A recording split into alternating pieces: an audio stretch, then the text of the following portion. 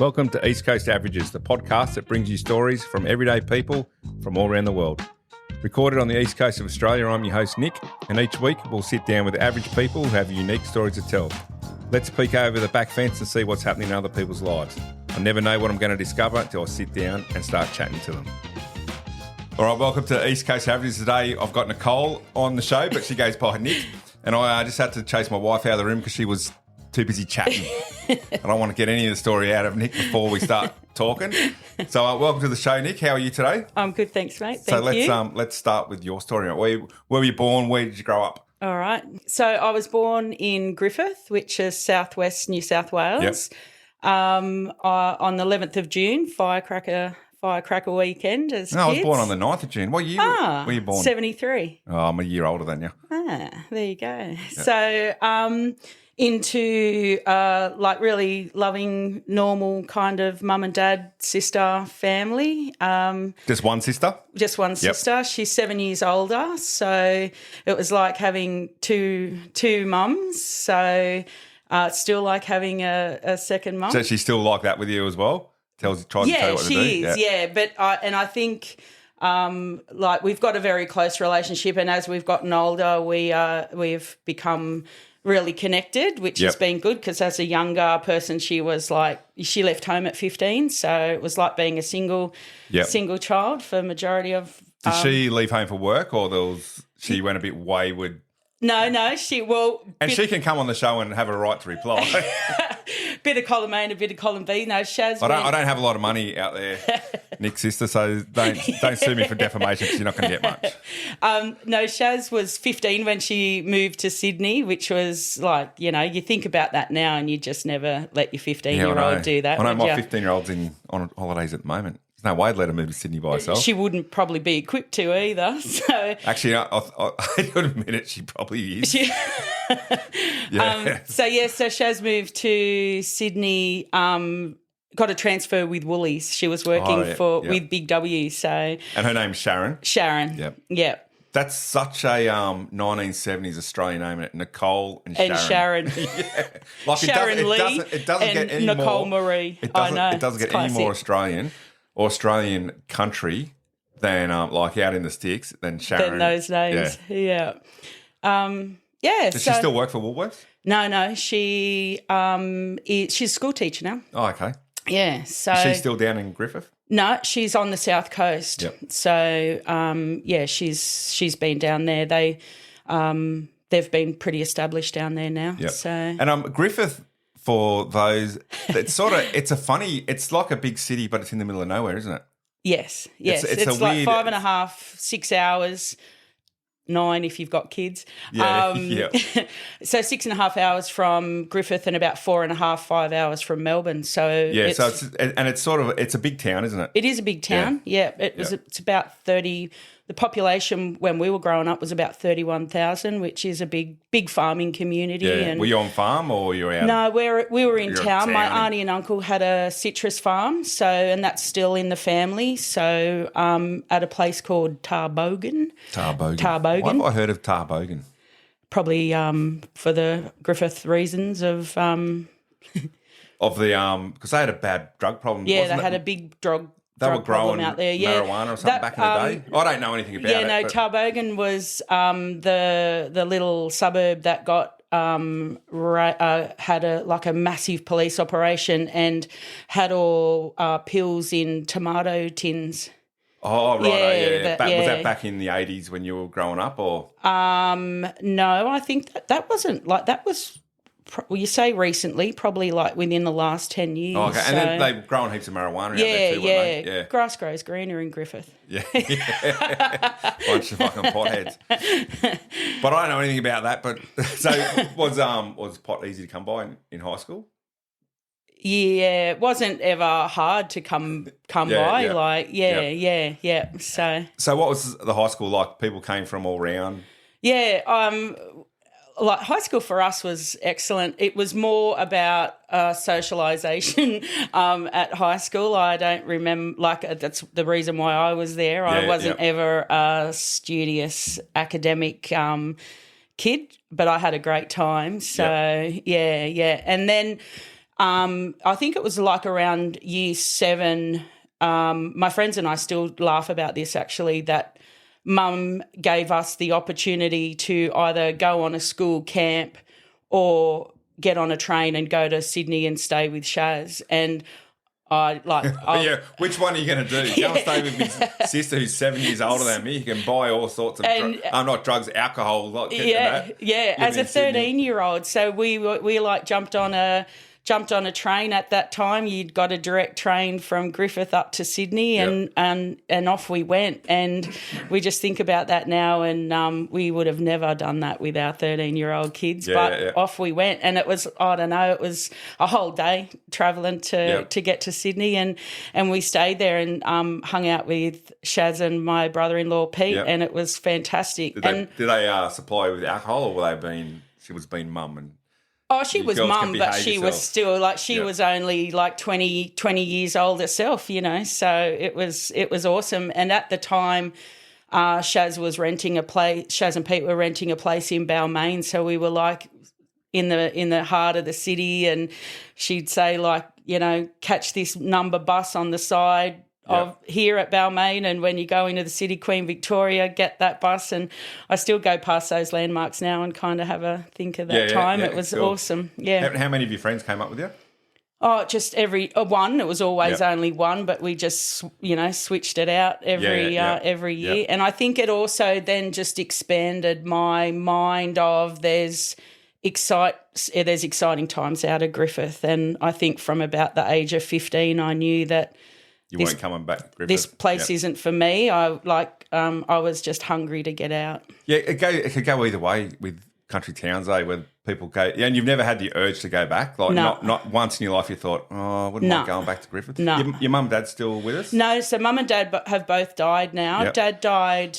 Dad was only 60 when he died. He had bowel and liver cancer. Yeah, and during Dad's diagnosis and death, I was probably the most time I'd kind of commute back to Griffith. Yep. Isaac was I was 11 weeks pregnant when Dad was diagnosed, and Isaac was 6 months old when Dad died. Yep. So I was back and forth a lot during that time, and I just it's just not for me. Like, which way do you go? Do you go out through Hay to get to Griffith? No, you go down the coast. Yeah, no, we go down like when we lived in Sydney, we'd go straight down the Hume Highway and turn off at Harden. Yep. And then when we moved up to the mountains, we like straight out through Bathurst, Cowra, Young, Temora, out that way. Yeah, yeah. Cool.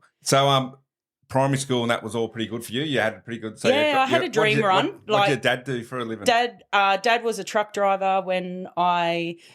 sorry, darling. Sorry, I just stood on your dog. It's all right. The dumb dog's in here harassing my guest. And the stupid thing's chasing its tail, man. Dogs... They're weird like that, aren't they? Silly animals, yeah, it's there What's that? every moment. That's probably why he's nuts. Listen to you. So Dad was a truck driver. And then when I was born, he became ready mix concrete, concrete, cement. Yep. And Mum was a school cleaner. Yeah. So you hang around school after school while she cleaned, or you'd go home and?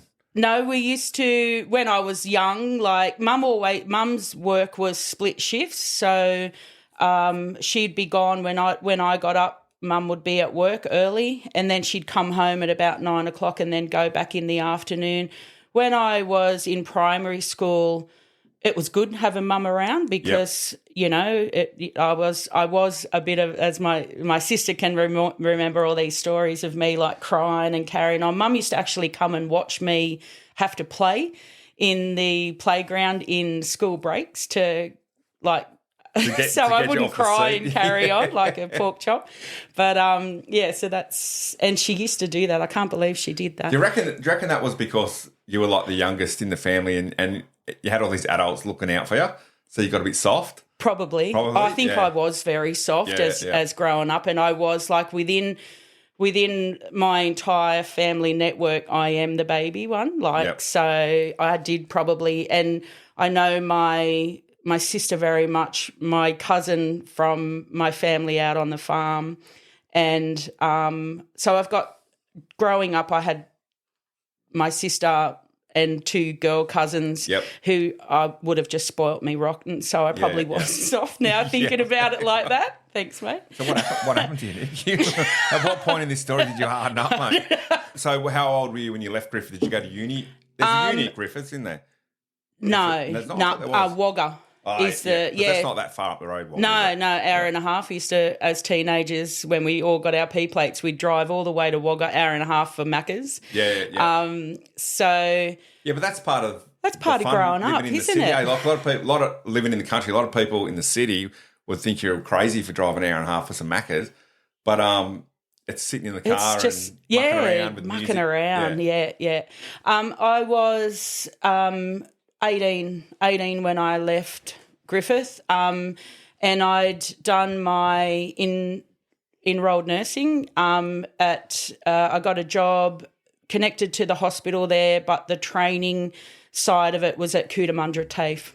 And that I think for me was the beginning of packing me bags to leave. Yeah. And I kind of knew like that.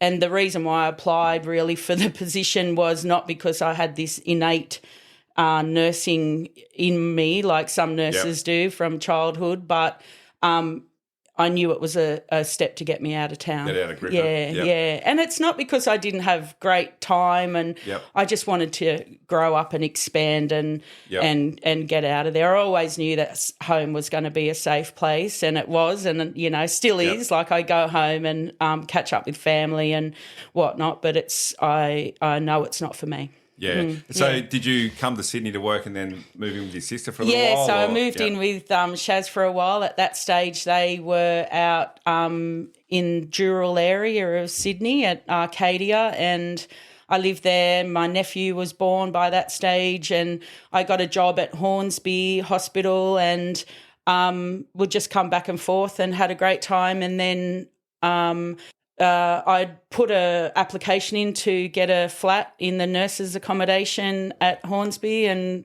got a flat pretty quickly. And at the time, that was just a little bed sitter. Yep. And with a shared kitchen and all that? No, had your own little kitchenette and bathroom. And the first flat I had, it was like a kitchen and shared bathroom in the middle, and then like a kind of like an open plan little space. Yep.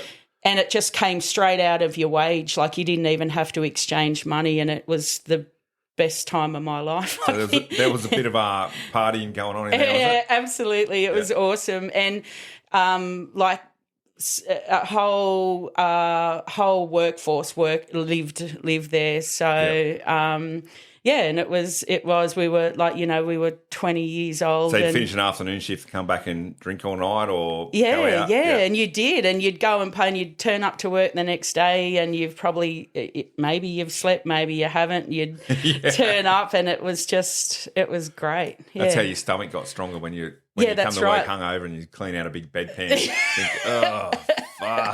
That's right. It's all character building. Yeah. So you're still friends with some people that you lived with in there? I married one. Oh, did you? Yeah, he was in there, wasn't he? Yeah. So, I think we've I'm just trying to think that no, we don't actually keep in touch with anyone from that style, that stage of our life actually. But I'm sure they bitch about not being able to get nurses out in the country or anywhere. But back then, you could have accommodation and all that kind of shit. It was actually part of the So I've still got friends and still keep in touch with people who I did my training with at Cootamundra. Yep. And that's kind of come to we just send, well, now it's a text message or an email, but we used to just do it kind of weaned off to Christmas cards, and you just have that big yearly catch up, So, but one of the girls I did my enrolled nursing with, still very much keep in touch with her. And then as I became I was a enrolled nurse for 11 years, and then I began my degree. Yep. I was the first kind of group of nurses that had gone through Bathurst Uni who were enrolled nurses doing RN, and it was correspondence. Yep. Online nowadays. But yeah, I did a correspondence. I started this uni course by correspondence. And I fucked up the first assessment, and I just fucking stopped answering their letters. Just dissolved away. I still worry I might probably owe them still some, paying hex, mate. I still might owe them some money because I just fucking threw their letters in the bin and didn't answer another letter ever. Didn't ever even open another letter. And I actually did I've done some work for them, and they didn't. When I hooked up, they didn't say, "Oh fuck." Oh, here you are. Yeah, good. Here you are. Your assignment's due. You fucking owe us money. Yeah, so I failed the assignment. Fuck, I was living in the middle of nowhere then, and fuck, library had very little fucking access to books. Oh, yeah. And that was pre-internet. Yes. Having the internet, yeah. Yes, and that was all that, like, you know, the birth of the computer and like the internet and online articles, and the uni. I was a mum, so it was a whole different you know, situation. Why did you go on to do RNs? Did you want more money or? Yeah, that was that was my whole career plan. It was like, you know, I'd been an enrolled nurse for a decent amount of time, and I was watching RNs thinking, fuck, I could do that. Yeah. And I could work part-time and make the same amount of money. That's, you know, and I think that's probably been like a whole drive of my And it's a little bit different now. ENs have a lot, they do a lot more than what they would have done back in the day. Back in the day. And I think as well, by this stage as well, I'd been in the game for a while, so I was starting to have a look around. I'd, you know, been medical and surgical and on wards, and I was starting to want to look at acute care areas. And just as an enrolled nurse, those doors weren't really in the day. You couldn't access that. So when you finished your uni course, did you automatically start getting paid as an RN, or you had to go and put in for another job? No, I still went through like a first year grad program. See, I find that a little bit ridiculous. Yeah. You've been at EM for 11 years. It's right back at the start. And you finished doing your RNs course and you've got to do a fucking postgrad year. Like, yeah. Fuck, where's that coming from? You know what I mean? Like, I don't know.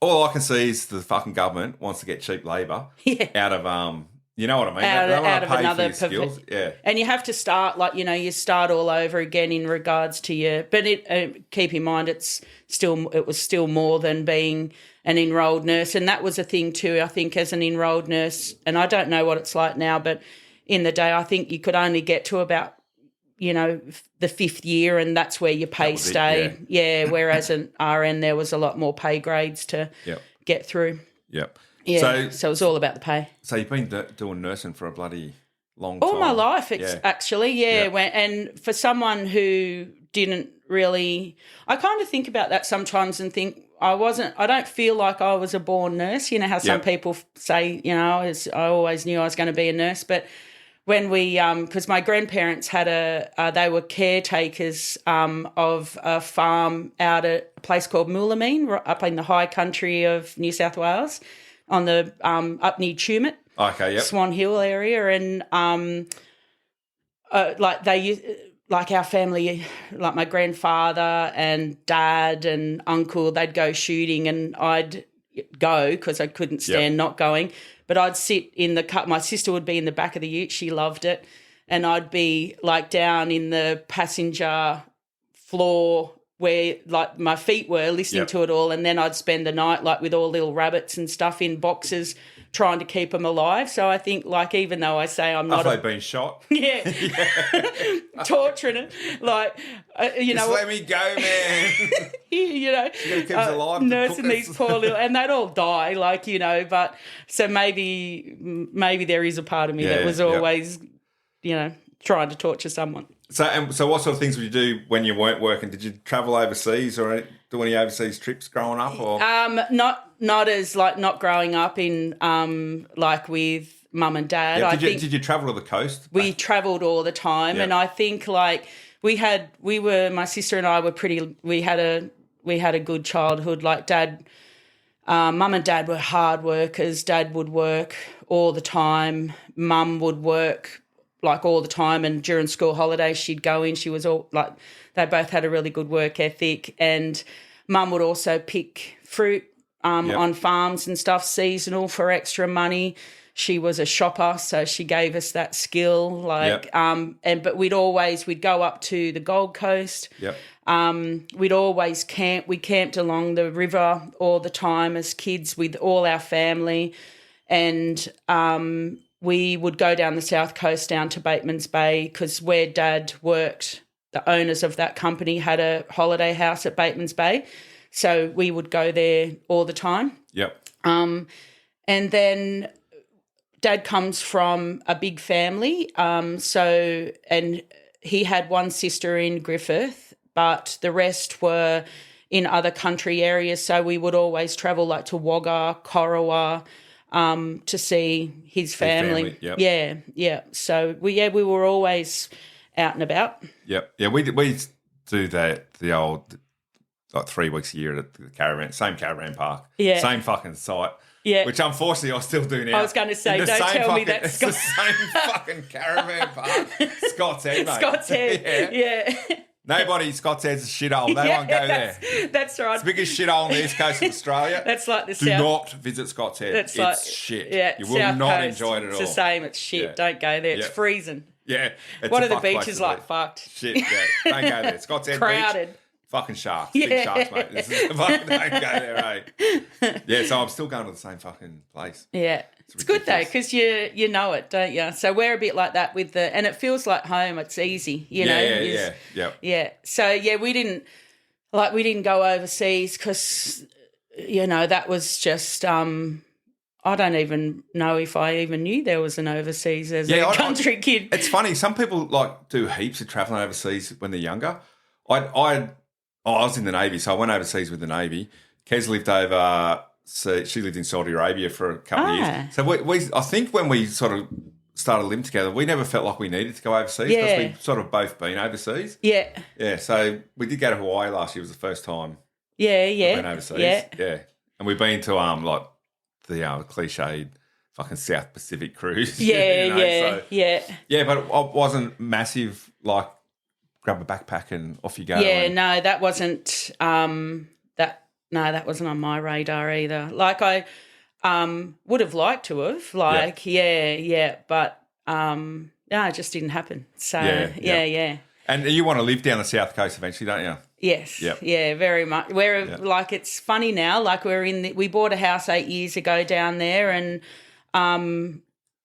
like Daz and I just high five one another all the time. I think we were like we because you probably couldn't be able to afford to buy a place. No. And it's funny how that all turned out too, because we had a bit of cash in the bank, and we were at a point where we thought, well, we either buy in the mountains or we buy down the coast. And then my sister and brother-in-law, they started to want to buy land. That's what they were looking at, buying land. And so we approached the bank and got ourselves ready to go with like a pre-approved loan, and then they pulled out. They decided that it's not the right time for them. So then we were kind of cashed up and thought, well, let's just start to have a look around. And then we were looking at Maruya, and then we went down. We had this weekend, we, offset the kids to different friends, went down, and we had a couple of open homes to have a look at, and then they weren't quite right. And Daz said, because Daz is a keen fisherman, always went to Churros to go fishing, and he said, let's have a look at Churros. There's a couple of houses there. So then when we went down there, like, we just got a bit more bang for our buck. Yeah. And is that further than Maruya? Yeah, it's about 15 minutes further south. Yeah. So we'd had a couple of conversations with friends, because we always knew that it wasn't time to move down there. It was just going to be an investment for a while. So we had these rules like 3-bedroom, don't fall in love. It's all about investment. Yeah. And we broke every one of them. Yeah. So we bought a 2-bedroom shack with on an amazing block of land that overlooks like Churros River. So and now does it flood there in Churros? No, we're up on the heights. Yeah. It does flood. It does flood. As you're coming in, there's like 2 lakes and ocean front, and where the 2 lakes, there's a point where the 2 lakes can, if it's high tide, it'll flood. Yeah, but your place is well out of way out of that. Yeah, so so we we didn't have a lot of money to play with, and the bank said like if you can get a 5% deposit, and under 260, and under 260. That's your fucking 5% deposit these days. Yeah, isn't it? Isn't it? Kids are nearly got to have that before they can even be looked at. Yes. Yeah, I feel sorry for. So do I. Like, because my daughter, she loves the Blue Mountains, and always says that she's one of the. She, like Kez and I, would always growing up and say, we'll leave the mountains, but she talks about staying here. Yeah. The fuckhead's going to buy a fucking house here. Yeah, I know. And my son likes Penrith and he's got a lot of friends down in Penrith, does a lot of stuff through Western Sydney. Yeah. Fuck. It's crazy, eh? Yeah. It's. I feel sorry for the kids. They nearly got to wait for us to die, to carve up the house, to buy something. It's trade. I guess they're lucky there's only 2 of them in the family. Yeah, that's right. Or I guess they just get into a mindset where they're never not going to have a mortgage, which is also a bit sad. Yeah, I suppose I worked with a girl who she said her dad was out of pay your mortgage, but like she said, fuck, we're never going to pay that. There's no way in any foreseeable future that we'll ever pay that fucking mortgage off. So what's the point? Yeah, might as well live. Yeah, because I wonder about that. Like, kids must just be scared of debt anymore either. Like, they've got because we've only just started to buy brand new furniture now, as well. I'm probably the opposite of that. I fucking burn through it like it's going out of style. Do you? Yeah, good on you. I don't. I stress about it. So I won't die wondering what it's like to spend my money. Look, I pay my bills. I pay my bills every fortnight, so I don't get a bill. Yeah, and I don't really give a fuck if there's not a single cent next payday. But all my bills come out. Yeah. So I actually never get a bill in the mail because they're all always paid. Yeah, you do that auto debit so stuff. I divide it all by 26 and it's all occasionally I might get like $100 water bill or the electricity bill might be $80 over or $100 under, but and the rest of the money fucking gone. Yeah, that's good. Haven't got a pot to piss in. And don't fucking care either. which unfortunately I've thought my son's picked up on that habit as well. Well, if you don't stress about it, it doesn't matter then, does it? It's all about if you stress about it. Yeah, I literally could not give a shit. Yeah, that's about good. how much money's going. Why did you come to the Blue Mountains? So you met Darren. Yes. And if you want to go back through my back catalogue, you'll find Darren there. He likes flying kites. We've already had a chat with him. Yeah. These are the polar opposites. Yes, we are. Like in your growing up and that. Yep. Yeah. You're probably the first person I've had on the show that's very much like me growing up. Yep. Whereas, I speak to some people in the show and they've had all these issues and their parents have died early and just some shit things happen. And I think, fuck, my life's been pretty... Yeah. Because I was just, average family. There was 4 kids. Yeah, my grandmother and my dad worked 3 jobs, but we never went hungry. We weren't loaded. We weren't loaded. We wore bloody... We were basic, simple Dunlop people. KT26s. The push bikes weren't the fucking top of the range, but we never really wanted for anything. Yeah. So there's no clangers coming out to say that you fucking... No, I don't know. There's always family stuff, but in comparison, no, we had a pretty dream. We had a good dream run, and we're all still tight. Still have a huge group of cousins, and there's no dramas, and it's all good. It's good fun bagging them out, but after you go. Yes, it is. Yeah. It is. I love coming home from family events, bagging the shit out of the family. Not that I do, brother and sister, listening to that. I don't think they listen to the show anyway. So fuck them. We just bag this shit out of them. And I say to the kids, there's nothing wrong with bagging out your fucking family or your parents, but that's how you fucking. That's how you debrief, man, and that's how you don't hate each other. Yeah, that's right. And I think as well, you can.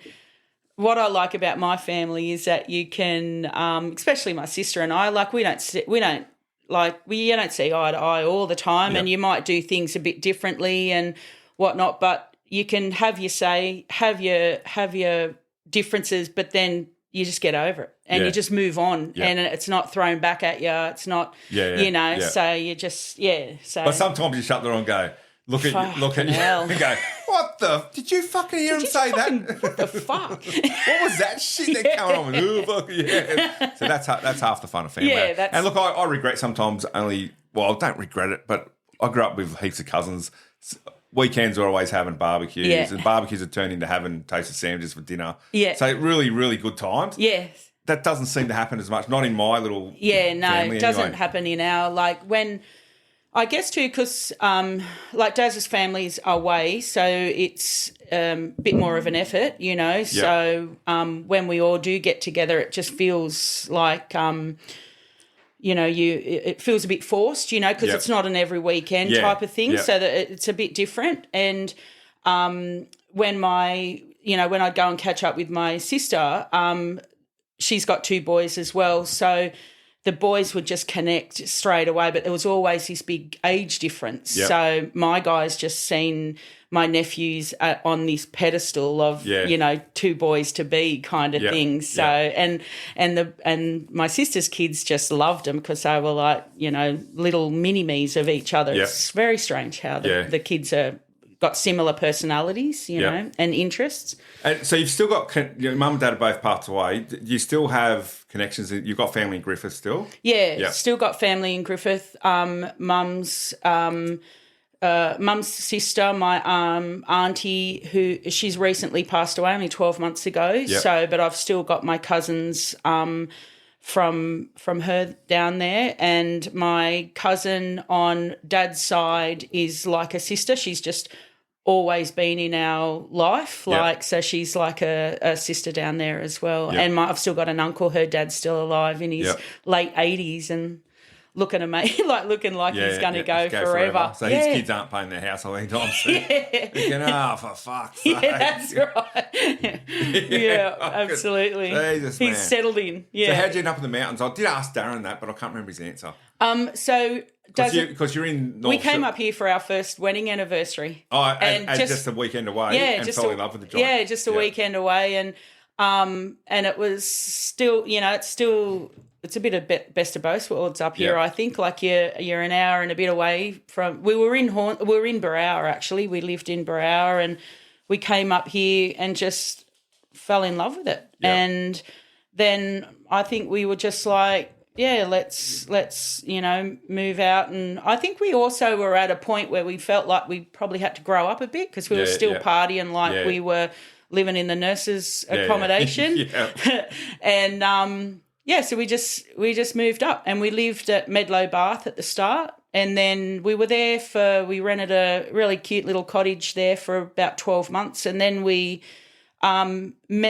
worked with a couple of girls who offered us their place at Blackheath, and then we were up there for ages, and Isaac was born up in Blackheath, and so we spent a lot of our time there, and it was good. And we were that classic couple where our friends broke up and they offered us this little miner's cottage for, it was like 180,000. Should have bought it. And we were like, shoulda, coulda, woulda. 180,000. Fucking ripping us off, And now $1 million would have been $1 million. Shoulda, coulda, woulda. Shoulda, woulda, coulda. Exactly. Everyone's got that fucking story. Yeah. So when you met Darren at the nurses' quarters, was it love at first sight? Or was Daz was meant to be a one-night stand. He just still hasn't left. We were just in the same circle, it was just all one big party, and big shag fest in the units, was it? And Daz and I just got together, and then I just don't even know how it evolved, and he just moved in, and then it just went from there. And then we were at the I think actually they were tearing down the nurses' home. Probably a good thing actually, because we'd probably still be all there. And all suffering from asbestosis. 50-year wash-ups. And we just had to move out, so we ended up moving up to a house in up in Brow Waters. Called. Yeah.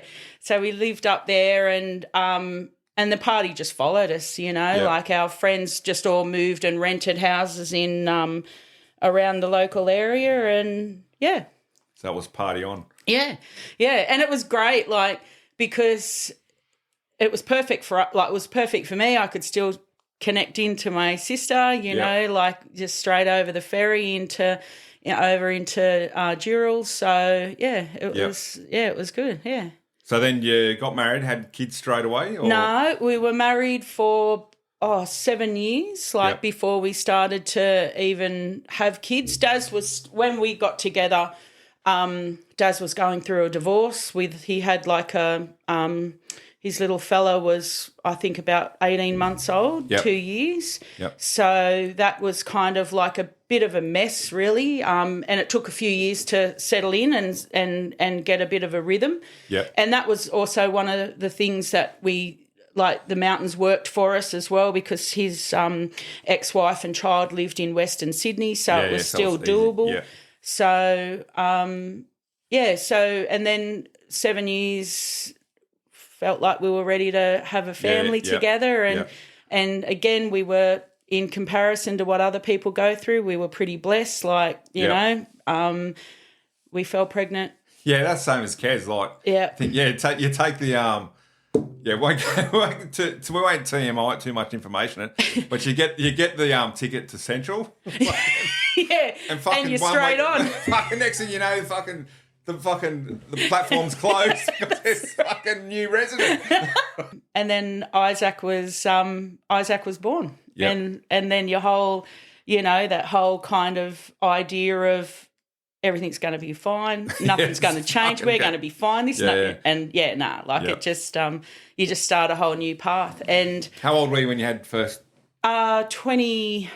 I think I was 28. Yeah. Yeah, we were 32 when we had our first kid. Yeah. Which is for 20 years ago was a little bit. You were older. That was like the later.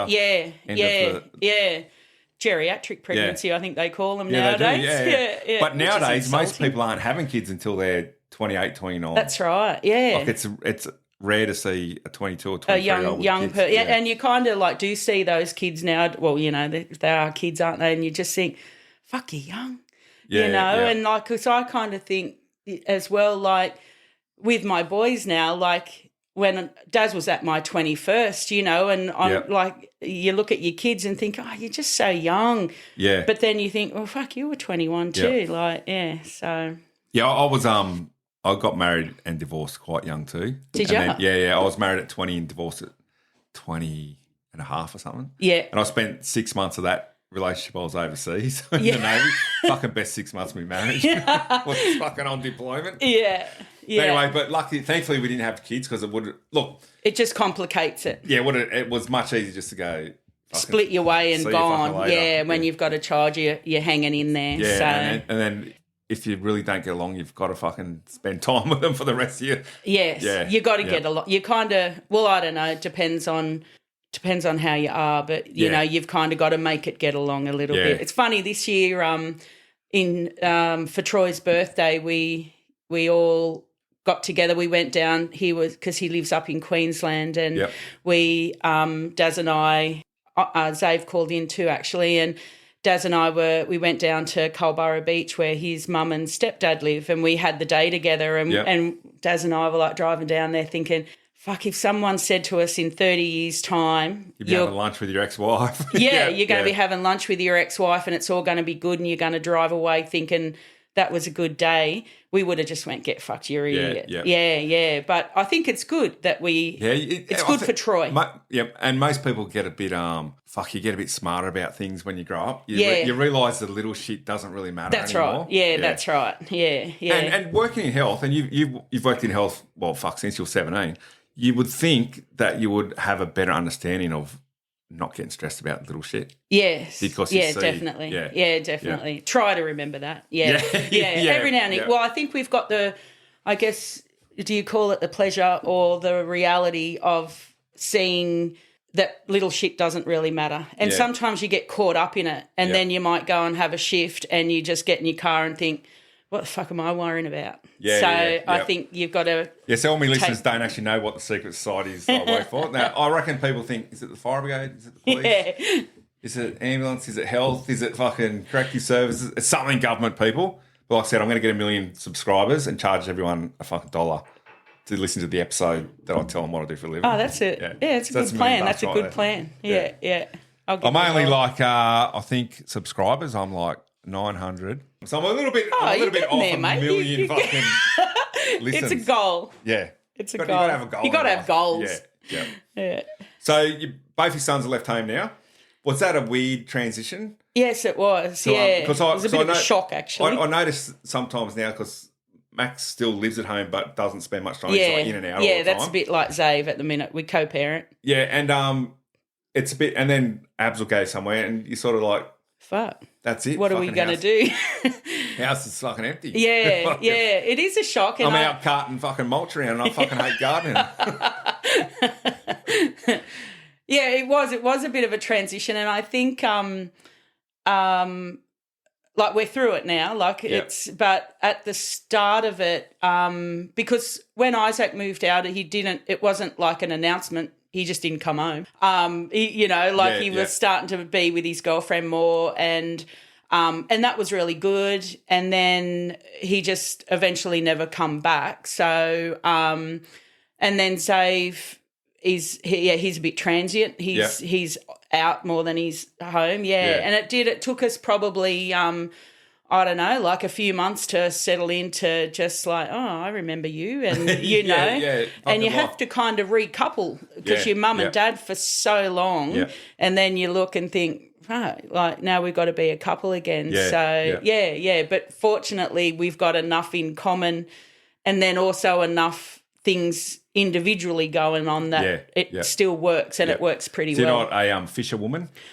I can't stand it. Yeah. I can't stand it. I'm just like, have you ever seen that Facebook meme or video where that little kid's there going, come on, fishy, take the fucking bait. That's me. I just can't stand sitting there doing nothing. Yeah. If I'm catching a fish, I'm all right, but then I pull it up and think, oh, you poor fucking thing getting ripped out by your lips. Like, but boring. Yeah. So, and Daz can go fishing all day, mate, and I love that too. Because I like to I like to garden, and I do stained glass and stuff. So I've got enough of my own interests where I'm happy to kick back and just do my thing. So So you said you liked my backyard here. Like I said, Kez and I fucking hate gardening. We are just not. We are not gardeners. Fucking and like I said, we could sustain a whole fucking village in this block of land. We could have goats, we could have chickens, we could have like a fucking. You could have a campground here. We could have fucking backpackers coming in to pick our fruit, mate. It's not that big, but yeah. Let's go back to your nursing. So you did your RNs. Yep. And did you find that course easy or? Like I think I had a pretty solid foundation to get through the course. So the hardest thing I think was that it was all online, it was self-driven, so that was hard. And I was looking after Dad was dying. I was a mum, I was still working, so there were all those challenges, but I knew that this is what I had to do because I was always like, I'm going to be part-time and it's all going to be fine. I could see the big picture. It's actually a pretty good career for to have kids in nursing, because like Kez has always just worked casual and she's never been short of getting work. And that was the thing too, when it was a good career, because when I was like you know what I mean, like as a mum, as a working parent, I was only ever part-time, and both Daz and I are working the most we've ever worked really in our lives now, because we just both were part-time because we had to parent, and that was our priority. So we just were like ships in the night, really, so that the kids didn't have childcare and daycare we were the same. Stuff like that. Kez only worked when I wasn't working, so we just basically, I'd get home, she'd go to work. Yeah, that was Daz She'd and get home, I. I'd go to work. Yeah, and I think the kids just, that was just what we did and who we were, and they just, went through it and went with it. Yeah, look, they didn't. I wouldn't really suffer. I know there's families that have to put their kids in childcare to work in that, but I think it'd be really sad sticking your 2 and 3 year old into daycare. You miss out a lot. Everything, and because Kez worked when I wasn't working, I did a lot of the nappy changing and I think it was a good thing, eh? Yeah, I think so. Because my dad would say, "Oh, you've changed nappy." I'd say, "Fuck, you didn't ever touch a fucking nappy." Yeah, you know what I mean? Like he had this fucked up view of he's doing all this shit. I said, "You never fucking changed a nappy." Yeah, in your life. I know. And he'd go, not because he didn't want to, because back in that day, they just didn't get. They just didn't get involved. Yeah, and I think my mum was a bit like that with Daz, I think, as well, because when I did my new grad year, Daz didn't work because I had to do it full time. Yeah. So Daz didn't. He would work on weekends and he worked casual, and he did. He was like a carer for like a one-on-one carer for a guy. So, but he was like the primary parent there for a while. So, and I think it was. And that was a minority, you know, like especially even within our circle of friends. So, but I think it was good for Daz, and I think it was great for the boys. Like, I spent a lot of time being, it's good. Like when Kez was working, doing the nappies and all that kind of shit. Why not? Yeah. I can't stand when you hear blokes now say, "Oh, I've got to babysit." Oh, yeah, actually, that triggers me. I said that once when Max was first born, and there was a girl who was a part-time with work, and she looked at me and said, "It's not fucking babysitting, Nick. They're your kids." And that really fucking hit home with me. And I thought from that moment forward, I thought, you know what? You're fucking right. Yeah. It's not babysitting. They're my fucking kids. Yeah. It's parental duties. And ever since then, it pisses me off when people say, "Well, I can't go and play golf. I've got to babysit." No. Yeah. No, they're your fucking kids, mate. Kids. Look That's after right. them. Yeah, yeah. For fuck's sake. Yeah. Take them out to fucking golf with you. They'll probably be happy sitting there watching it. Yeah. Yeah, I remember when she looked at me, she said, "That's not fucking babysitting, man." Yeah. But, yeah, you're right. She's right. Yeah. So the nursing, you sort of fell into it, and now you worked in ICU? Yeah, I work. How'd you end up in that? So that's interesting. Like that was funny because when I was going through my RN training and all, I always had my mind that I would be, and I guess because it wasn't something I could access as an enrolled nurse, I was always kind of keen to try acute care nursing. That was and I always thought, I'm just going to be ED. Like I want to get into ED. I want to get into the thick of it.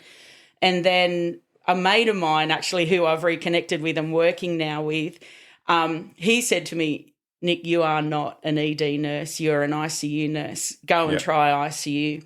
And then where I was working in my last rotation as a new grad, the manager there said, "There's always going to be a job for you here, but go down to ICU, get some airway skills, get some, get some scenarios up your sleeve, and then come back."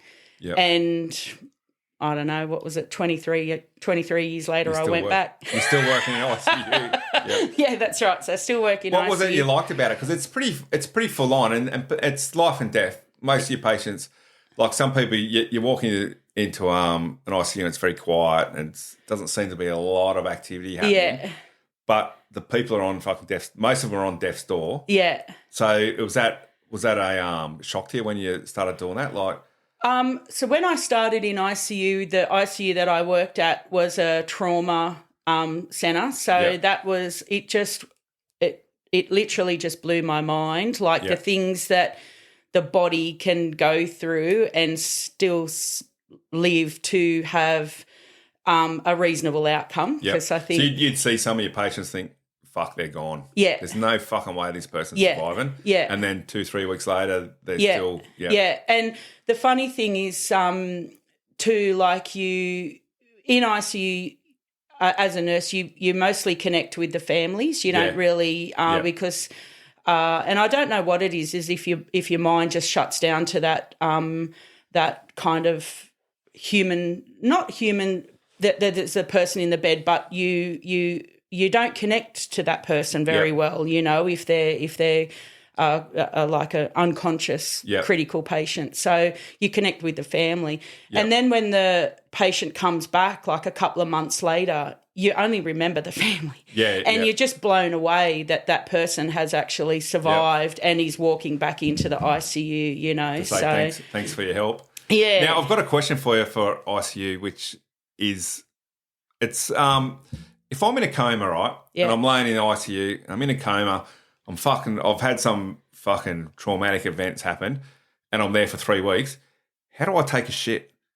You shit in the bed, mate. So it just comes out. Yeah. It doesn't, like, can you be like looking at me unconscious like a baby and think, fuck, he's doing a shit. Fuck. For fuck's sake. Fuck. Fuck, I've got 10 minutes before I go. You couldn't fucking hold on to it for 10 minutes. What a bastard, yeah. Like, is that how it works? Like, it works. I mean? My sister asked me this same question. She just finds the whole thing, like, she just spins out about the whole thing. I get you have a catheter for your urine and stuff like that. Well, it just depends, right? If you're shitting water, we just, you know, if you... So all these drugs that you're getting to keep you alive can cause you to get diarrhea or fucking... it just leaks out. Yeah, and it just depends on, you know, what's going on with you as well. And you can... So you could be sitting there, it's all quiet. And you just shit your pants. It's 2 o'clock in the morning and you're sitting there looking at all the machines, bing, bing, and you hear this... Yeah. Yeah, and where it's dripping out of the bed. Yeah. So obviously then, because you're doing one-on-one nursing, is there like someone there that comes and helps you to change that person? Does the nurse beside you sort of keep an ear on their patient while they help you? Yeah, so, and it just depends, you know. It depends on how critical you are. It might take a team of people to turn you, you know, and there are those... So it might take 4 or 5 people through the airway, you're hanging on this strip. And, so you're like, if you're stable enough, we would just roll you and we just clean you and change your bed and all that kind of stuff. And then if you know, or if you're shitting water and you're shitting water enough that gives us the shits, you end up with a tube up your ass. Oh, so they can stick a tube in your butt like a catheter to take your bog away. Yeah. If it's like, it's got to be loose enough to be able to go through the tube. Yeah. We got a tube for all sorts of stuff, mate. You'd be surprised. Oh. That's why I don't think if people knew all this shit, they wouldn't be that quick to come back and thank you. No, that's right. And that's right. Yeah. So there's been a few there's a few studies, and one of my really close girlfriends at work, she does this amazing work where she writes patient journals, and the journals are primarily for the family and nursing staff to write into, but it's given to the patient when they leave ICU, and there's been such good feedback about that, because when they go home, you know, they have this time in their illness where they can't remember anything, and they might have had episodes of delirium and they think that what they experienced was real. Yep.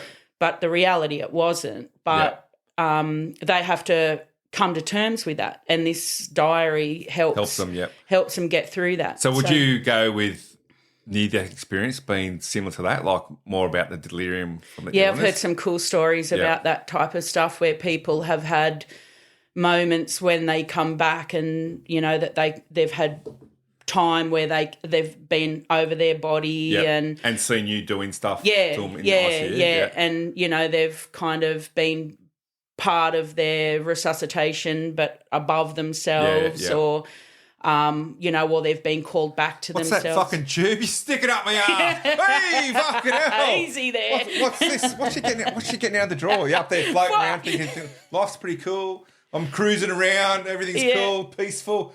That fucking tube she's got out there. Jesus Christ! Oh, I'm back in my body. Stay away from the light, you'll get a tube up your ass. Oh, but maybe that's where the fucking alien abduction stories come from, with getting your ass probed. ICU. Yeah. Most people spend time in the ICU. We had this one patient once, and he changed the course of our night shift entertainment. He was a young guy, and he was sick. We didn't think he was going to survive, and he survived, and he came back to ICU to talk to us and tell us about his story. Yep. And he told us that he was having these vivid dreams, and he said, and he can remember being starving, hungry, and he said, and all I could smell sometimes was pizza. Because you're eating pizza. We were having pizza at the nurse's station on a night shift, and that, like, for us was like this wake-up call of like, fuck, we got to put the pizza in the tea room. So, we don't have... They're making our poor patients starving, fucking hungry. Oh, that's right. We're at work with patients in the beds here. But I wonder if that's like, if that helped him get through. Because didn't feel like it when he was telling us. Yeah, but you know what I mean? Like he said, you guys didn't think he was going to make it, but that's he's smelling the pizza and feeling hungry is maybe kept him fucking, I don't know, in touch with... Keeping him going for a piece of pizza. Yeah, like, what the fuck's going on? Yeah, want some food. It was, and I think too, because I was, still pretty junior at that stage in the ICU too, and it was like, having those reality checks of that, what we actually do. There are people inside there, and consciousness is just a state, and it constantly changes. You get so caught up with, like you said, you don't become attached to the patient, their family, but you're so caught up with the machines connected to the person, is that the person becomes part of the machines, and you're just keeping this whole area ticking over. You're not really looking at the person. You're just knowing that I'm keeping the blood pressure right. Right, he's shit the bed. I'm cleaning that. Okay, I'm counting how much weed's coming out of him. And all that kind of stuff. And I think you learn that pretty early. Well, I did anyway. Like, you learn that pretty early in your career, that you have to have a bridge between, your patient and yourself. And it's not a heartless thing. It's just a survival thing to be able to stay long-term in the career. Because I think if there's many moments and many stories and many situations in people's lives that have just been shit. Yeah. And you can kind of like be aware of that and have empathy for that. But it's not your shit. Yeah, it's someone else's shit. Yeah. So would you ever like go home for the weekend and come back and someone's passed and just think, oh man, I fucking really like that family. All the time. I was really fucking rooting for that bloke to get through. Yeah. And you just come back a bit disappointed thinking, fuck it. Yeah. I really thought he was going to make it. But yeah. I think the frustrating side with nursing compared to medical is that nurses have got an ability to be able to say, to know early that this is like, futile, and that what are we actually doing here? What are we trying to accomplish here? And I think for nurses that is a frustration. But then we also we don't have to make that call. And I think there's been a lot of times in my career where I've had to kind of remember that making that call would be extremely hard. Yeah, so you're looking at someone thinking, why are we spending... What are we doing? This person is going to die in the next 2 to 3 days, and we're spending money, taking up a bed, whatever it could be. Torturing, yeah. Yeah, to the nurses who see it as torturing, but to the family whose patient, who's relative, it's their last-ditch effort. That's right. And I think too, like... I guess you've just got to accept that. You've just got to accept it and keep, not everyone's going to have your opinion. Yeah. And I think as well, sometimes families also need to sadly go through that to be able to come to terms with it, because sometimes things have happened where it's, 1 minute you're living your life, and then the next minute there's an event that you're not, and that family just need time to kind of come up to speed with where they're at. So did they often ask you on what your should I leave it? Should we be doing this? Or should we like families will say, do you think they're going to survive? And my kind of, and I think that's one of the really great things about my team.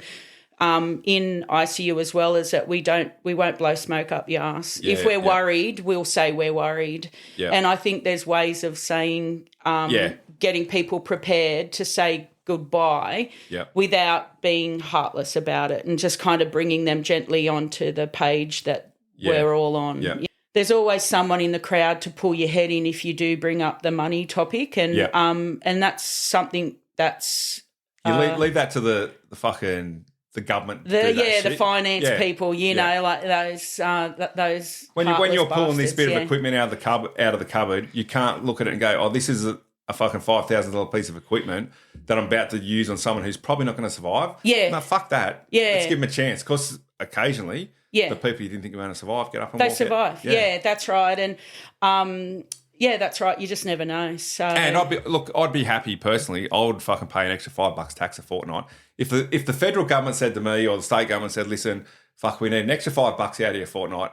Every single penny you pay is going to fucking health." Health, yeah. Fuck, I'll give you $10. Yeah, mate. You know, I don't mind, but when it's my turn to go into ICU and get looked after, fucking spend the shit. I want the shit. And if I'm paying $10 a fucking fortnight for it in my tax, fucking take the money off me. Yeah, that's right. But the problem is, and I'm probably going on a bit of a rant about it, they get the money and they fucking spend it on other shit. Other shit, yeah. They say, "Oh yeah, we'll have that money to fix roads," and they don't fucking fix the roads. Yeah, that's right. And private health, like, because Daz and I, you know, we're in a threshold where we get kicked up the arse every financial year with Medicare levy and stuff like that, and we just pay it because you don't have private health. No, yeah, I so think I've it's had a private raw health for fucking years and years and years. Yeah. So, but the only reason I've got it is because I've got a physical job. If I hurt myself outside of work and my knee's fucked, I can't go on a public waiting list for 12 months to get back to work. I need to fix it next week. Yeah. And then 6 weeks later, I'm back to work. Yeah. You know what I mean? That's 100%. the only reason why I have private health. Yeah, I know, because if I had an office job where I could have a broken ACL for 12 months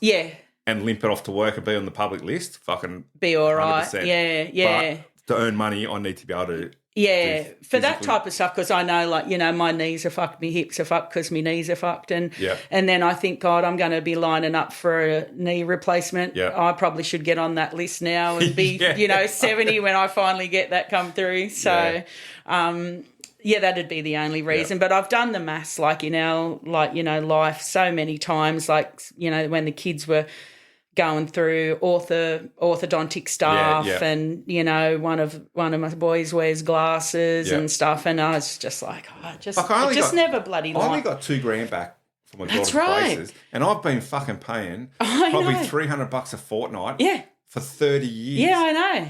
Yeah. So if I'd have put $300 a fortnight in the bank for 30 years and not touched it, which wouldn't have happened with me because I would have fucking seen a shiny new something and spent it. So in ICU, did you have any families where they tried to get too close to you, like to the point where, you know what I mean?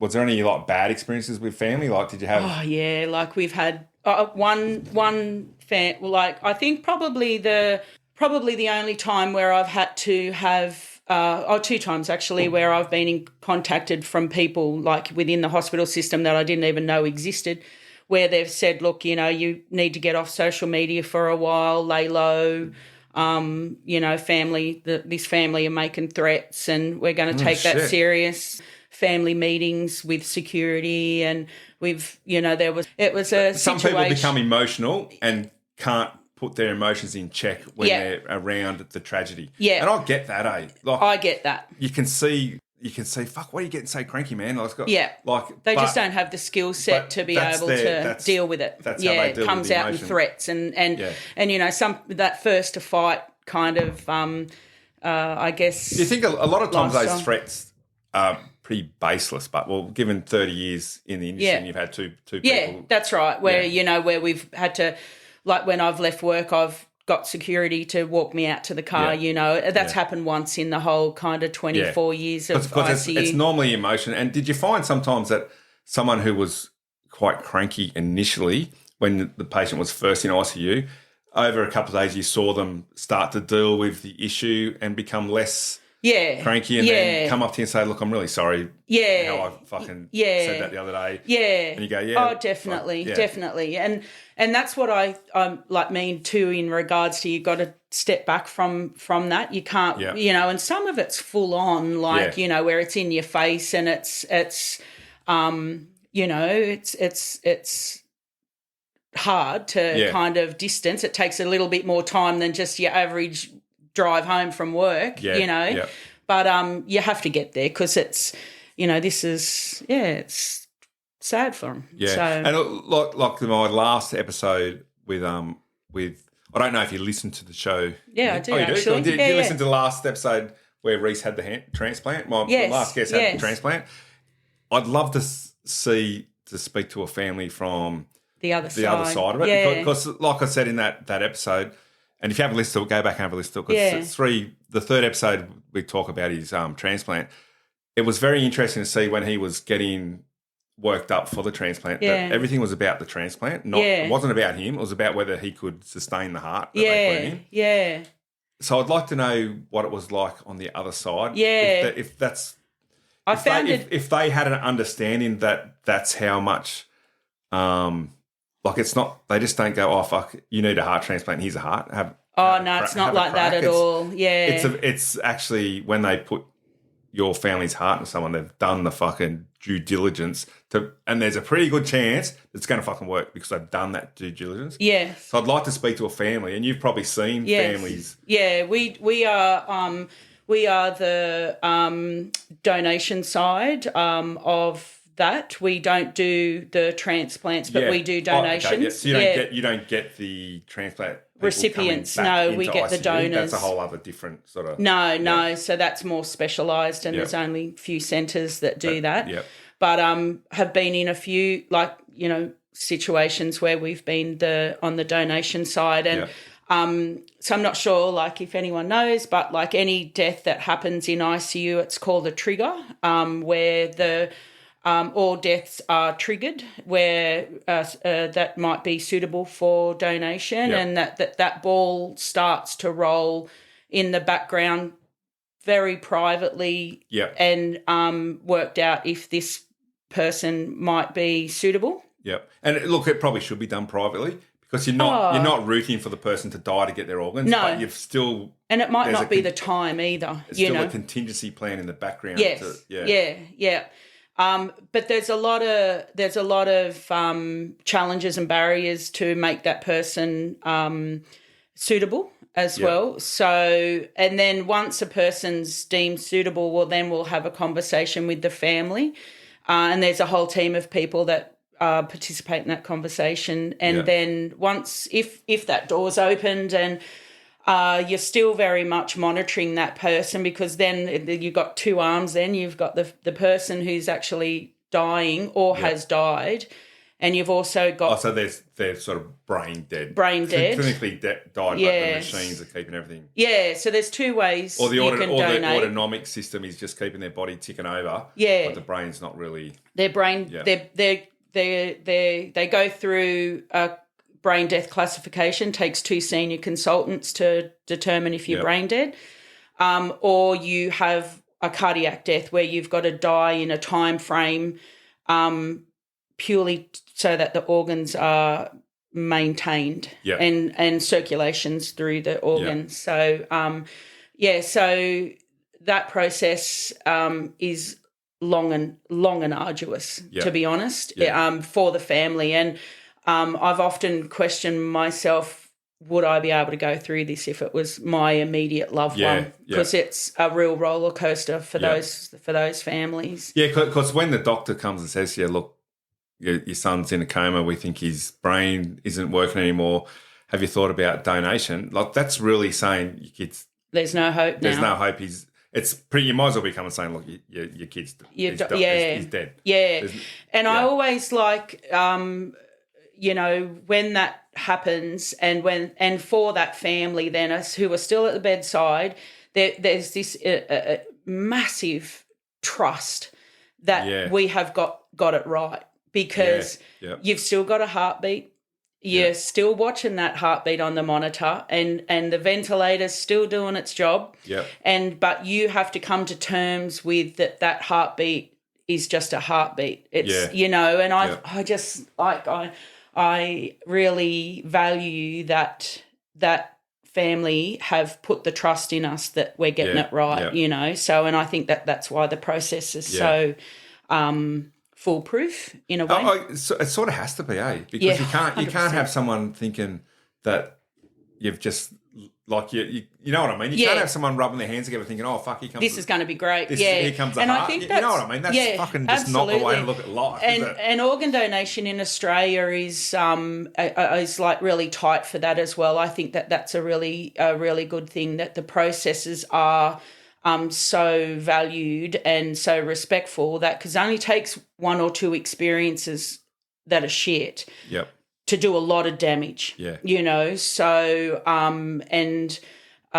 you know, I've been to a few organ donation conferences where they've very much talked about. So, no, I enjoyed that podcast of Reese actually, because it was really good to hear his side of it, and I think, you know, for us as a team that deal with the donor aspect of it, we don't get to hear enough of the recipient. We get feedback of, you know, what was like, you know, the term is harvested, and it's very. It sounds terrible. Yeah. And how else do you? It's the perfect word. You know, it is. Like I said, you think of your loved one getting harvested, it's fucking. It makes you think, oh, fuck, God, it's just so clinical, you know. But so you hear of the outcomes.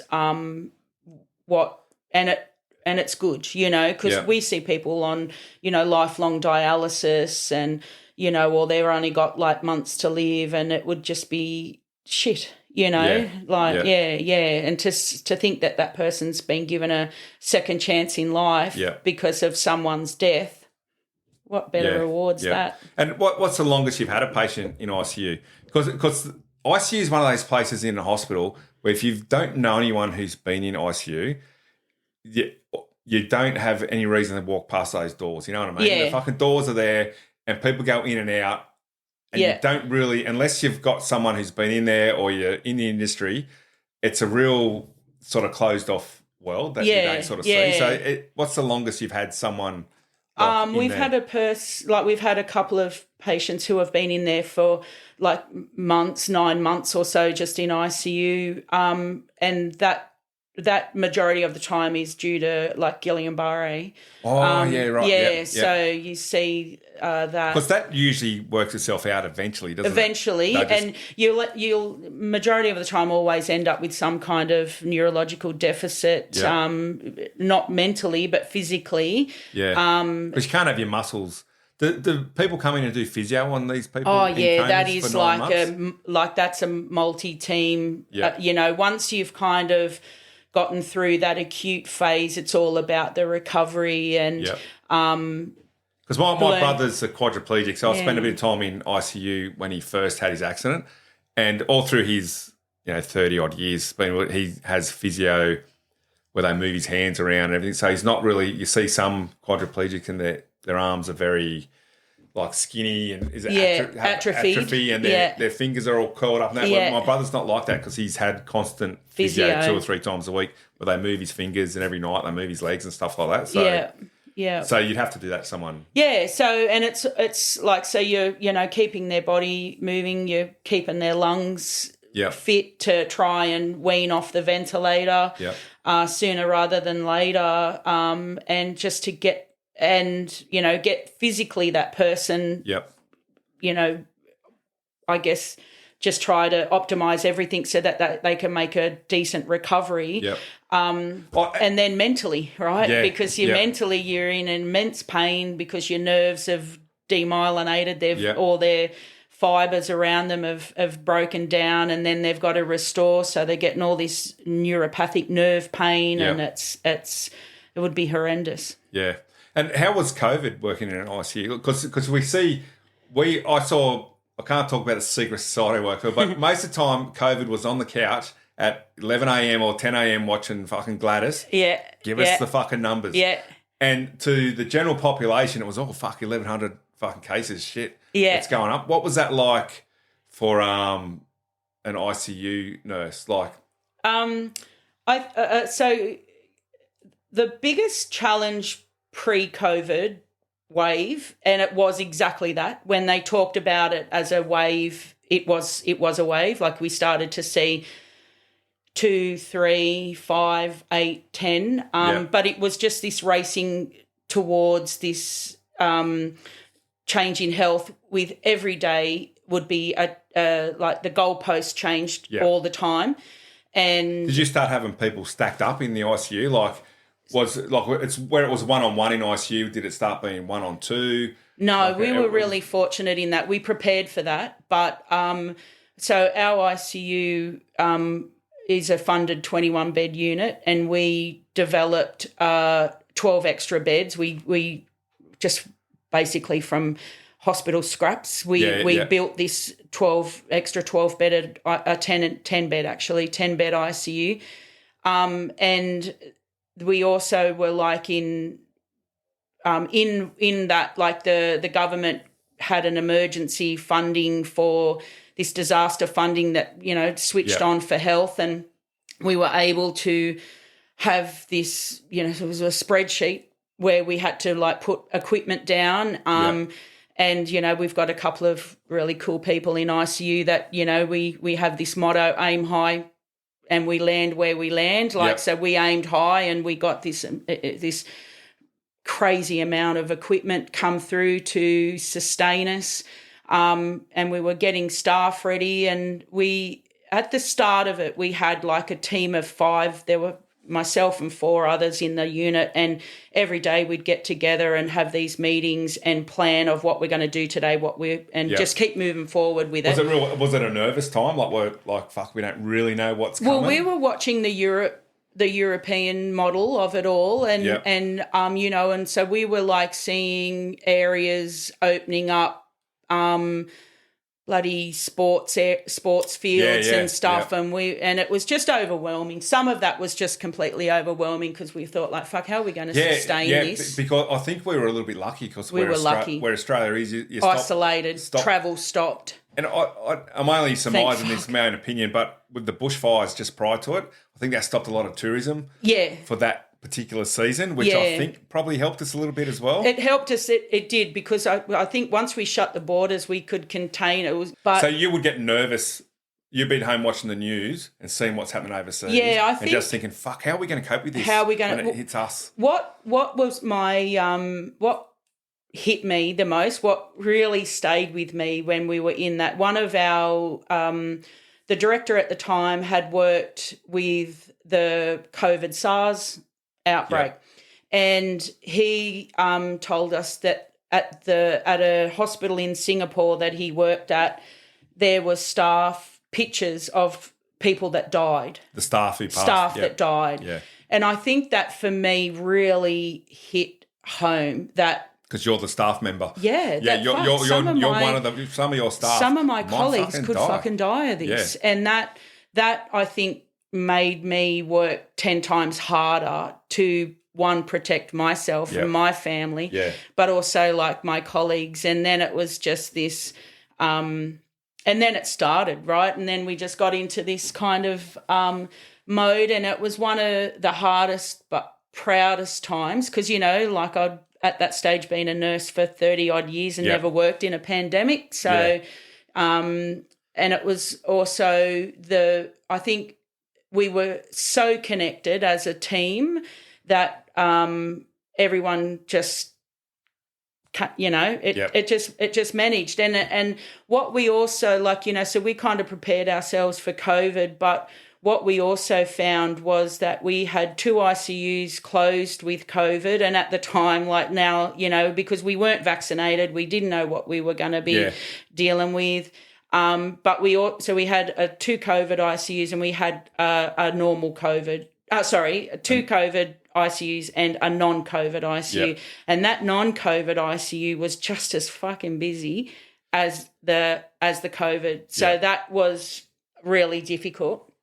But we just changed. Yeah, like I said, I don't talk about the secret side I work for, but I could tell you some stories about COVID too. So out there, listeners, send me an email and tell me what you think I do for a living. One of the fucking people that listen's got to send me an email. You're just driving your dollar. The people who send me an email can't know me, all right? I'm fucking random. Yeah, I could fucking tell stories about COVID as well. So, but yeah, you're not allowed to fucking say anything.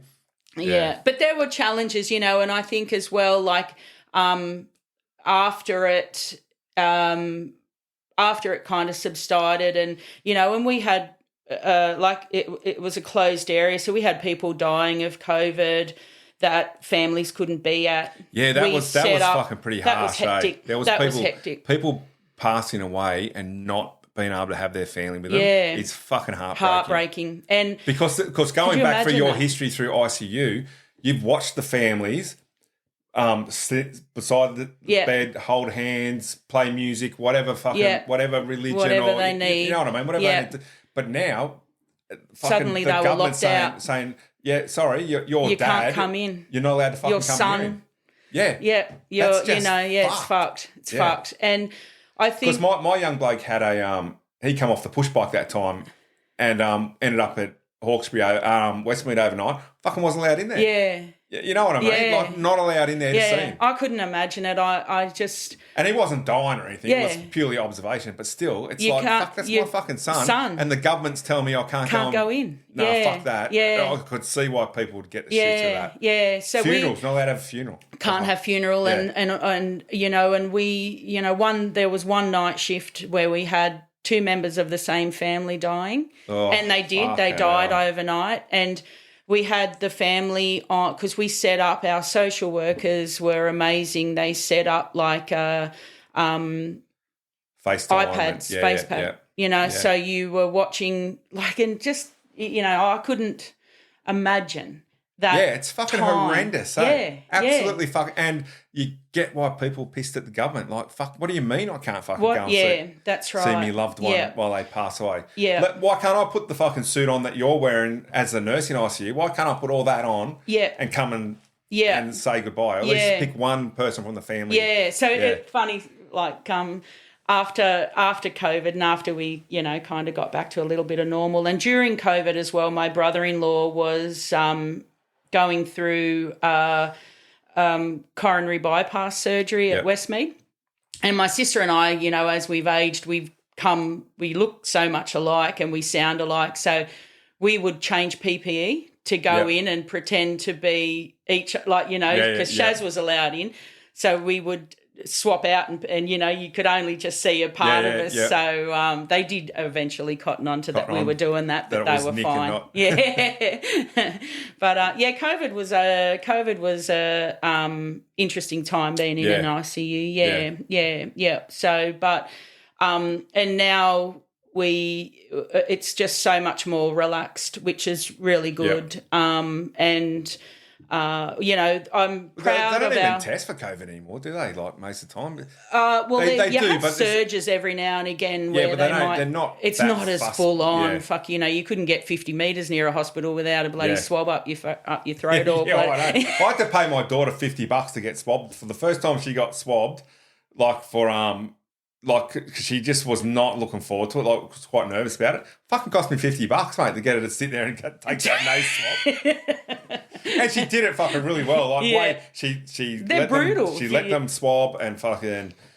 And the one time I actually had COVID and went and got swabbed, it fucking hurt more than I thought. Yeah, that's got to be positive because it fucking hurts way more than all the other times I've been swabbed. Yeah, but we're lining up in cars to get fucking shit shoved up. It's crazy. The kids spent like a year just fucking swabbing people. That's right. Out that's west. right. That's all she did for the whole pandemic. The whole time, swabbing, and she never got COVID until the night before she was supposed to go on a cruise with a friend. Typical.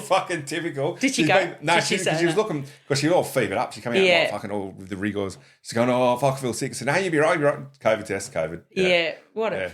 How's the fucking time? All that, that's annoying. Yeah. Fucking hell. Yeah. So, with all your experience in the ICU, what would you say to people out there then from because we're coming up towards the end of the show. We've been talking for an hour and a half already. Oh. So and we could fucking talk about health for a long time. Because like I said, this working in the ICU is stuff you don't see. It's not it's not public knowledge what happens behind. You know, most units are closed. You don't get to come in. You've got to be in there for a purpose. Yeah, if you're seeing the patient, you've got to have a reason to come in. You're not walking down the hallway like of a warden going, oh, Granny's on the pot, or I was visiting my mum at Nepean Hospital, and she was in the respiratory ward up in one of the new towers. I'm standing at the window, and I fucking look across there, and I'm looking at this old lady's bum. I know. And I thought, what the fuck? I know. Isn't that this is like, who fucking designed this hospital? Designed that? I can see Nana fucking 2 floors down and 5 windows open. Yeah. She's got no clothes on. Yeah, I know. And I said to my mum, I said, you better make sure the fucking window's shut when you're up getting dressed. I said, that's fucking horrendous. I know. It's a real design flaw that you can see straight into someone's room. Yeah, I just thought, fuck me. I know. Yeah, peanuts. Yeah. It's just like, fuck. But the poor lady down there's got no idea. No idea. Yeah, I know. And imagine, like, because, you know, we're in the second tower, so we've had the whole experience of redevelopment's been awesome because we've always had the benefit of going into the first tower to, you know, find out what the lessons are that you know, and you imagine being there watching something, you know, some drastic event happening as well. That could be quite traumatic. You fucking look out your window and you see someone in ICU working or someone's getting resuscitated on the ward or something. Yeah, or absolutely. They're sitting on the commode. I think this lady was sitting on a commode and you could see she was sitting on a commode. Yeah. And I thought, fuck me, come on. And for that woman too, I know. Like, there's no privacy. You got to leave your dignity at the bloody at the set of lights when you go to hospital. I just was standing telling my mum, said, Mum, fuck, get out of bed. Get out of here. Pull the fucking curtain. It's a good view, but fuck, don't look to the right. That's right.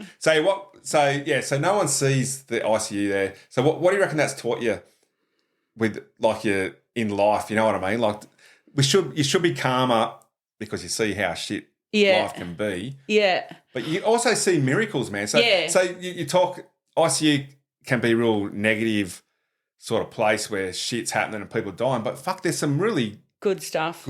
Yeah. Like there must be days where you walk out there thinking, fuck, yes. Yeah, we nailed that one. He made it. You know what I mean? Like, fuck, we thought he was gone and we just all got together and this fucking doctor worked out this chemistry and we did dialysis and we gave him this, we gave him that. Yeah. We shoved the tube up his bum and fucking... And look, the family are fucking happy. Like, how good's that? And that must happen just as much as the bad shit. Oh, yeah. Does that sort of keep you...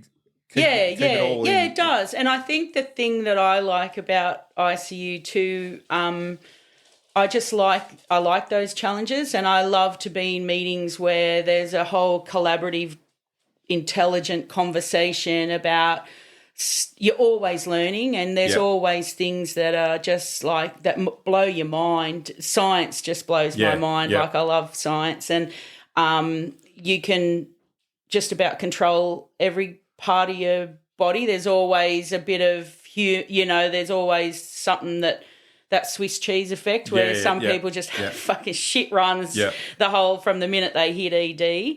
But I think it's the intelligence of the team and the teamwork that pulls it all together because it's not a one-man show, in there. Yeah. And I think too just the... Does anyone ever shape up in those meetings? Two doctors go, no, fucking you're wrong, you're wrong. All the time. You're fucking wrong. Yeah, all the time you see a bit of ego come out. I guess you've got to be a bit egotistical to be making those, to do that much study and making those really life and death decisions on someone, you've got to fucking think you're making the right decision and be a bit egotistical to be able to make the decision in the first place. Yeah, and I think too, like, because a few of my really good friends are doctors and what they sacrifice to become a doctor and the years of study. Yeah, I wouldn't, they can fucking have it. I haven't fucking got it. And it's not just like, happy days, we've passed that course, we can pack up the textbooks and never go there again. Like it just becomes part of their life.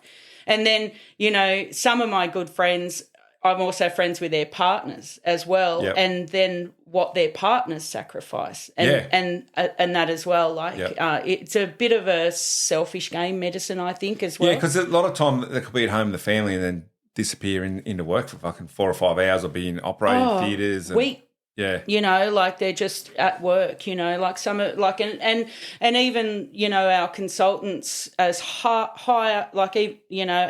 as they are on the tree, they're still getting woken up at 2 a.m. Yeah. You know, so I think it's you get just... paid a little bit better than fucking I do they do. at 2 a.m, but fucking they're still getting woken up at 2 a.m. Yeah. So, yeah. But I think it's just, you know, ICU's taught me to, you've just got to, like this, you just be humble. Yeah. So, you know, because you think that I've got this life shit sorted out, and then you get a curveball and you just, you know, so live your life. Yeah. Live life and enjoy it. Live life and enjoy it. Eat the cake. Eat the cake. Yeah, eat the fucking cake. Eat the hot chip. Have fucking Kentucky Fried Chicken occasionally. Don't fucking bullshit me and tell me, I don't like it, it's fucking bad for you. Fuck off. Everyone likes fucking KFC. Yeah. I don't give a fuck who you are. You like KFC. I love the hot chips at KFC. The chicken's a bit dodge, but... Oh, I fucking love the chicken. So go out there and eat some fucking KFC. Eat the cake, mate. Eat the cake. Don't eat it every day of the week, but eat it. That's right. Yeah. Cool. Enjoy. Well, thanks for coming and having a chat to us, Nick. No worries. Like I said, I could talk to you all day about what goes on behind closed doors, because I find that very interesting to see what happens behind the scenes. A lot of the jobs that we that you're not privy to. Yeah. Yeah, and to actually hear the ins and outs of what happens behind the scenes and that. So you want a piece of advice? Yeah. Eat the cake. Eat the chip. Eat the fucking hot chips. Enjoy your KFC, mate. Enjoy the KFC and have fucking cake for dessert. That's right. Yeah. And, you know, tread lightly. Yep. And don't fucking buy a house in Churros Heads. No. It's a Stay shithole. away from it. It's a fucking shithole. It's a shithole. It's a fucking shithole. It's always cold. It rains there like fucking... freezing. 23 hours a day. That's right, raining. mate. Yeah. And Daz would say that boat ramp's fucked. The boat ramp's fucked. They go anywhere near the boat ramp. Do you think he's going to buy a new boat when you head down there? Is that his retirement? I don't know. To get himself a nice... I don't know, because I think Daz prefers the little quiet bays and stuff rather than the big bar crusher that Zave would have in a heartbeat to get out onto the ocean. Yeah. I think Daz would enjoy going out to the ocean if someone else was at the driving seat. But I don't see Daz out in the ocean. I see him sitting in Churros River, happy as a pig in shit, fishing 5 days out of 7. And we didn't even get a chance to talk about your lead light fucking hobby and where that came from. Lead light, yeah. Well, that was post-COVID because I just needed to quieten my mind. Yeah. You know, and was that something you always wanted to do? Yeah, so I did it 20 years ago with my sister. I was like, remember those little day-night colleges that you'd do at some high school? So we did that, and I really liked it because it gives me the flexibility for, glass. I just love glass. It's, colourful and it's textured and you can make some amazing stuff. And then I just reconnected to that craft after COVID because I needed to de-stress and do something for myself. Yep. And I just love it. Yeah. Look, I started learning guitar because in 2018 I did a post-grad uni course. Yep. And at the end of it, I thought, fuck it, I'm going to do something I want to fucking do. Yeah. You know what I mean? So I rang a guitar school and started, because I'd played guitar 20 years ago. Yeah. And same thing, I finished this uni course. I thought, no, fuck, I'm doing all this shit for work. Yeah. Fuck it, you need to do something for yourself. I booked in and had guitar lessons for about 5 or 6 years and play daily now. So nice one. And it's which is like I said, that's my happy place. Yeah. And it's sort of very fucking, what are they? The mindfulness. Yeah. You've got to have some mindfulness in your life. The cat's cry, mindfulness. Playing the guitar is mindfulness. Yeah, that's right. I'd be more, because that's my afternoon planned today, to go home and cut some glass and start a panel for the South Coast. Cool. And I think too, I like it because it just shuts out everything, you know, and it's good. And I need that because I'm a bit of a busy thinker. I'm a bit of an introverted person, and if I've got a lot on, I go in. So, and that's... So I wouldn't call you an introvert. I know people are a bit shocked by that. You take a deep breath I'm a bit loud. Start talking and don't fucking stop. Just as interested as every other person on this planet, mate. Yeah. Seriously. Yeah. The amount of people sit down and say, oh, fuck, I'm not interested at all.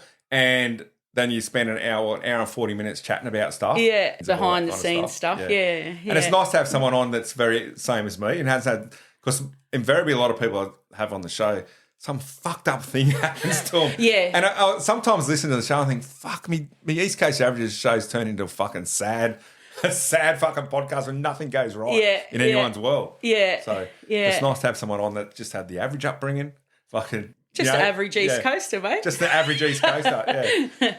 But at two Ross heads. Yeah. So that's the plan for your and Dad's retirement. Yeah. Two Ross heads. So our we're just shifting gears now. Actually, because we've taken the house back in January of this year, and I was really worried about that. Like, are we the extra cost? Of coming up with payments, we're not getting the rent now at the end of each month, and how's it all going to work? And it's just worked, and it's bloody fantastic. Yep. So.